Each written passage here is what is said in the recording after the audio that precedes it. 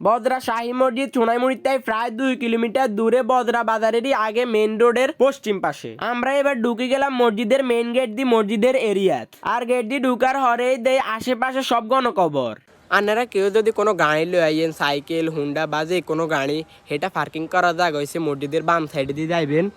আর এটা মসজিদের সামনে ঢুকলে দেখবেন জায়গা আছে গাড়ি পার্কিং করার, হিয়ানের মাঝে যায় গাড়ি পার্কিং করবেন। আমরা সাইকেল আনি এন দিয়ে পার্কিং করে থুইছি। এটা হচ্ছে পার্কিং এর জায়গা। ব্যাকে গাড়ি আনি এনের মধ্যে থই, এনের মধ্যে গাড়ি তালা মারি থুই দিছি। বাকিটা আল্লাহ ভরসা। তো চলেন আমরা এবার মসজিদের দিকে যাই।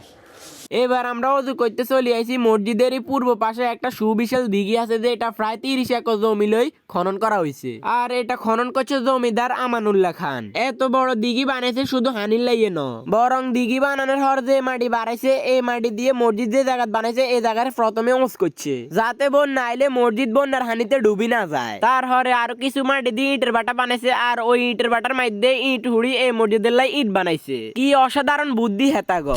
দিঘির মধ্যে ঠ্যাং দুই আমরা মসজিদের চারিপাশ আন্ডি আন্ডি চাইতেছি। আর এন্দি আইদেই এই মসজিদের মধ্যে পুরুষের পাশাপাশি মহিলাগুলো লাইয়ে নামাজের ব্যবস্থা আছে। আই তো মনে মনে ভাবছিলাম ইয়ানের মধ্যে কোন মহিলা বা নামাজের ডো আইবো, কিন্তু আই ভিতরের দিকে একটু কানাইছে, আই দেই পুরুষের তাই মনে মহিলা বেশি আছে। আর ওর সান্না ওয়ালের মধ্যে কত সুন্দর একটা লেখা। নিশ্চয়ই আল্লাহ সুন্দর এবং তিনি সৌন্দর্যকে পছন্দ করে।